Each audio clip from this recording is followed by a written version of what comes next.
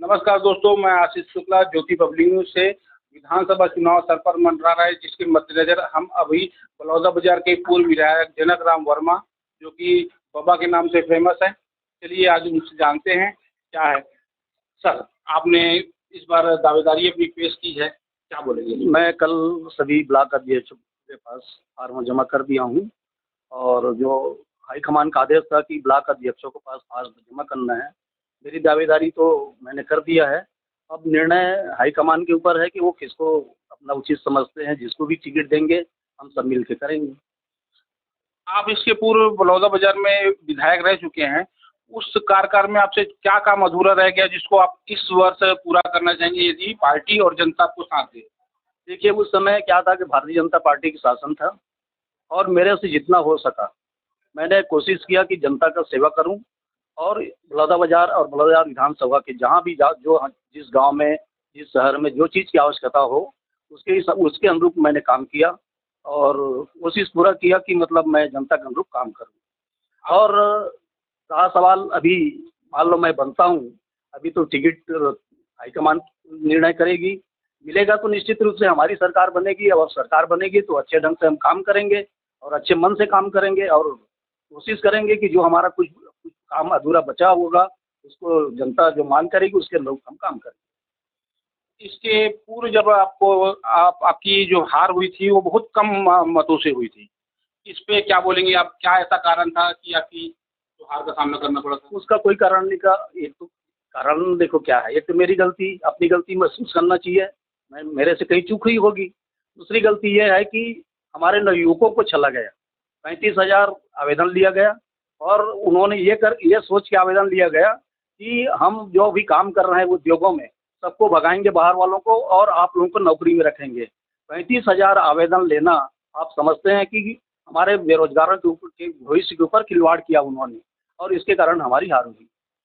अच्छा, एक चीज़ और आपसे जानना चाहूँगा सर, ये भूपेश सरकार के ये महत्वपूर्ण योजना आपको कौन सी दिखती है? देखिए, भूपेश बघेल की जो योजना है, आज जो भारतवर्ष जब आज़ाद हुआ तो महात्मा गांधी, राष्ट्रपिता महात्मा गांधी ने जो सपना देखा था कि राम राज्य की स्थापना हो, इसी पर्पस में हमारे छत्तीसगढ़ के यशस्वी मुख्यमंत्री लगातार काम कर रहे हैं, चाहे किसान के लिए हो, चाहे मजदूर के लिए हो, चाहे व्यापारियों के लिए हो, चाहे नौजवान के लिए हो, चाहे महिला समूह के लिए हो, सबके लिए जो योजना है आप देखेंगे, चाहे किसान की कर्जा माफी की बात हो, धान की उचित कीमत मिलने की बात हो, यहाँ तक कि गौठान की बात हो, गोबर खरीदी कभी कल्पना में नहीं कर सकते थे कि 2 रुपये किलो में गोबर खरीदी की जाएगी और जैविक खाद बन रहा है जिससे हमारे खेती की उर्वरक होगी और ये आज हम छत्तीसगढ़ में राम राज्य की ओर बढ़ रहे हैं और हम चाहते हैं, आम जनता से भी निवेदन करते हैं कि आने वाले समय में 80+ होना चाहिए जिससे राम राज्य की स्थापना भरपूर ढंग से हो।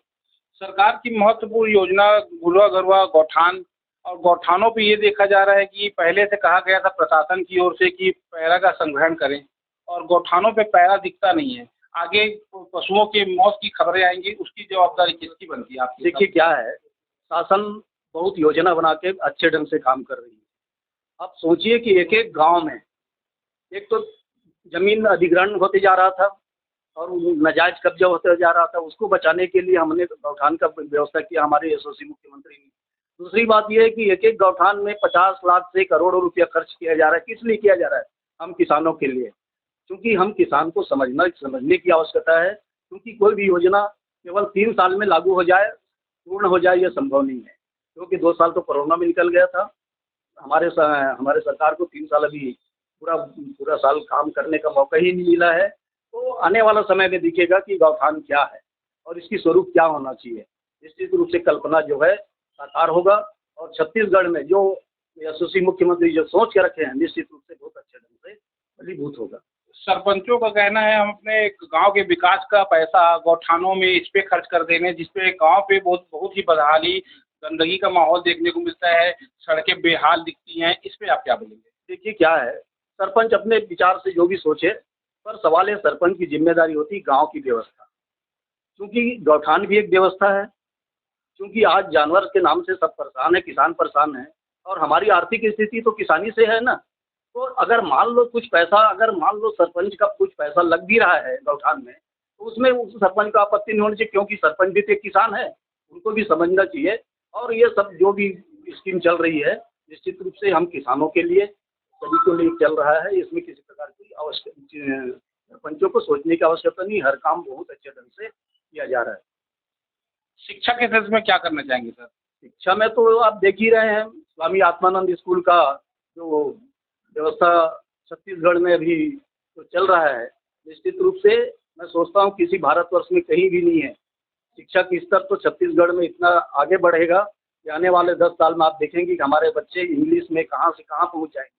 और शिक्षा का स्तर बहुत आगे बढ़ रहा है, इसमें कोई चिंता करने की आवश्यकता ही नहीं। रमन सरकार के द्वारा भी इंग्लिश मीडियम डीएवी की शुरुआत की गई थी, लेकिन वर्तमान सरकार के ऊपर आरोप लगता है कि उसके ऊपर उसको सही दिशा में नहीं ले जाया गया, उनके द्वारा उनकी फंडिंग रोकी गई, जिसकी वजह से वह स्कूल बेहाल की स्थिति में है। क्या बोलेंगे इस पे? देखिए क्या है, कोई भी काम शुरू करने के पहले आदमी की सोच के ऊपर डिपेंड करता है। यदि आदमी अच्छे ढंग से अच्छे सोच से काम करेगा तो निश्चित रूप से उसका फल अच्छा मिलेगा। हमारे यशस्वी मुख्यमंत्री के द्वारा लगातार ये प्रयास किया जा रहा है कि स्वामी आत्मानंद स्कूल के साथ साथ हमारे जो सरकारी स्कूलें हैं वो भी बहुत अच्छे ढंग से संचालित हो। इसी को ध्यान में रखते हुए अभी 10,000 12,000 शिक्षकों की भर्ती किया गया है। और हमारे स्कूल बहुत अच्छे ढंग से शिक्षकों की कहीं 2-4 जगह कमी है, उसको भी पूरा करने का प्रयास किया जा रहा है। तो ये आप सुन रहे थे बलौदाबाजार के पूर्व विधायक जनक राम वर्मा जी।